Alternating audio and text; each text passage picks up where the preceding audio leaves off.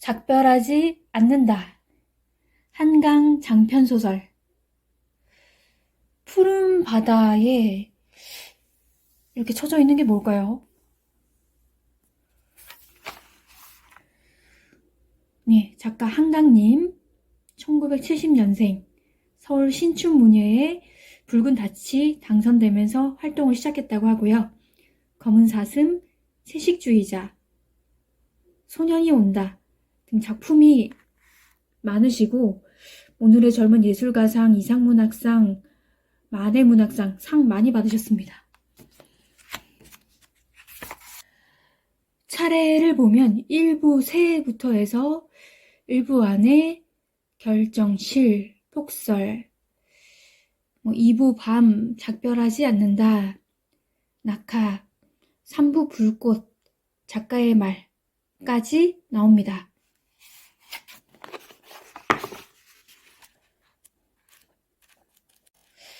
예, 읽으신 분들도 있을 거예요. 내용이 좀 어두운지 어떤 건지 깊이가 있는 건지 모르겠습니다. 한번 잘 읽어보겠습니다. 무엇을 생각하면 견딜 수 있나? 가슴에 활활 일어나는 불이 없다면, 기어이 돌아가 껴안을 내가 없다면. 작별하지 않는다. 주요 등장인물은 먼저 경아, 죽지 못해 사는 듯이 겨우 하루하루를 지내다가 어느 날 오랜 친구 인선의 문자를 받고 그녀에게 달려갑니다. 인선의 부탁으로 그녀의 제주도 시골집까지 가서 폭설이 내리는 악천후에 엄청난 일들을 경험합니다. 인선, 단편 영화를 만들다가 생계를 위해 목공방에서 가구 만드는 일을 하다 사고로 병원에 입원합니다. 인선의 가족은 뼈아픈 과거가 있었고 그 아픈 이야기를 경아에게 들려줍니다. 무거운 주제를 담을수록 내용이 쉽지 않습니다.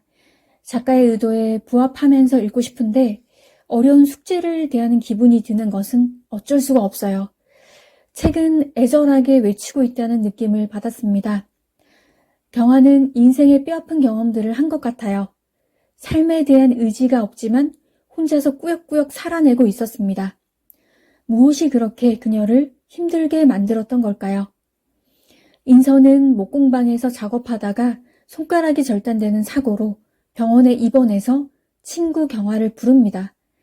자신의 앵무새 아마가 며칠 보호를 받지 못해 죽을 수 있다고 제주도로 바로 가달라는 부탁을 합니다. 눈바람이 몰아치는 밤에 친구가 본인의 집을 정확히 찾아간다고 생각했던 모양입니다. 아마의 목숨이 걸려 있으니 다른 생각을 못했나 싶기도 합니다.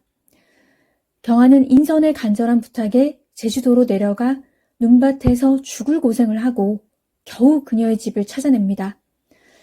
이튿날 죽은 줄 알았던 아마가 멀쩡하게 날아다니는 모습을 보고 깜짝 놀라고 갑자기 인선이 와서 당황하기도 합니다. 이때부터 헷갈리기 시작했어요. 경아는 환영을 보고 있는 것인가? 누군가가 죽은 걸까? 여기서부터 본격적으로 인선이 본인의 가족사를 털어놓기 시작합니다. 제주도 4.3 사건을 모티브로 한 소설인 만큼 학살 당시의 정황을 픽션인 듯 하면서 논픽션인 듯한 자세한 묘사로 그려내고 있습니다. 전쟁 당시에도 그래야 했지만 영문도 모른 채 끌려가 학살을 당하고 가족을 잃은 슬픔을 겪은 이들이 꽤 많이 있습니다. 인선은 탄식하듯이 삼촌, 엄마, 아버지 등 이야기를 풀어냅니다. 경아는 인선의 영혼을 잠시 만났던 걸까요? 제주도에 가서 안타까운 죽음을 맞게 된 건 아닐까요? 여러 가지 생각을 떠올리게 하는데 만약 경아가 그렇게 된 거라면 인선은 그 아픔을 어떻게 견뎌야 하나 그런 생각도 들었습니다. 책은 과거와 현재를 넘나들며 애절하게 때로는 적나라하게 휘몰아치며 울림을 전하고자 합니다. 익숙한 흐름은 아니지만 표현력에서 남다른 모습을 볼 수 있습니다. 인선을 향한 엄마의 애정과 애착은 또 다른 분위기의 따뜻함을 선사합니다. 한편의 다큐멘터리 영화를 보듯이 영상이 지나가는 것처럼 느껴졌는데 작가는 이 책이 지극한 사랑에 대한 소설이기를 빈다고 합니다. 실제로 그런 느낌을 받아 쓴 것일 수 있는데 그러한 사랑과는 작별하지 않는다는 것일까요? 이 사랑의 깊이는 어디까지인지 궁금합니다. 어둠은 철저하게 어두움으로 표현되었지만 작은 불꽃이 빛을 만들어줄 수 있습니다. 절망적인 현실은 도처에 깔려 있지만 희망을 부른다면 조금은 다른 세상을 만나게 될 것이라 믿습니다.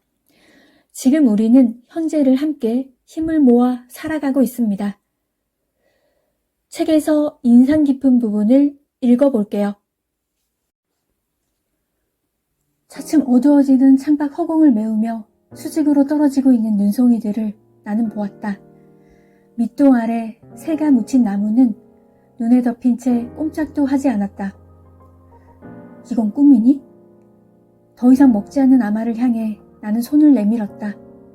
아무렇지 않은 걸음으로 새가 내 손바닥 위로 올라왔다. 까칠까칠한 발이 살갗에 닿는 순간 심장과 눈동자에 동시에 불이 당겨진 듯 추위가 가셨다. 아마의 목덜미를 쓸었다. 더 쓸어달라고 목을 수그릴 때마다 더 깊게 쓸었다. 더 쓸어달라고 아마가 더 깊게 목을 수그렸다.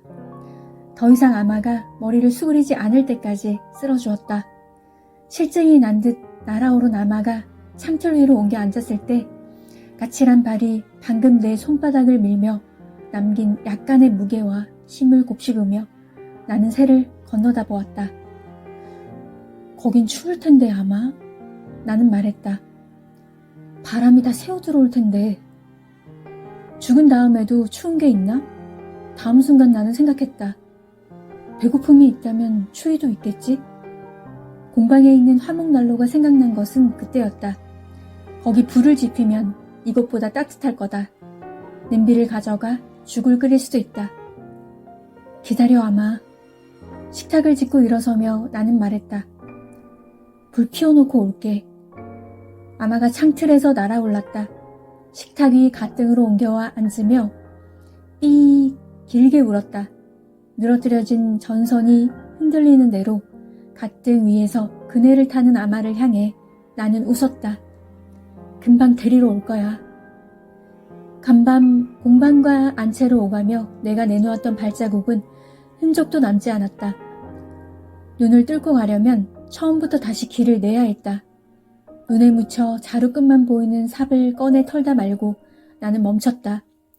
살아오면서 보았던 눈송이 중 가장 커다란 것이 손등에 떨어졌기 때문이다. 막 내려앉은 순간 눈송이는 차갑지 않았다. 거의 살갗에 닿지도 않았다. 결정의 세부가 흐릿해지며 얼음이 되었을 때에야 미세한 압력과 부드러움이 느껴졌다. 얼음의 부피가 서서히 줄어들었다. 흰빛이 쓰러지며 물이 되어 살갗에 맺혔다. 마치 내 피부가 그 흰빛을 빨아들여 물의 입자만 남겨놓은 것처럼. 어떤 것과도 닮지 않았다고 나는 생각했다. 이렇게 섬세한 조직을 가진 건 어디에도 없다. 이렇게 차갑고 가벼운 것은, 노가 자신을 잃는 순간까지 부드러운 것은.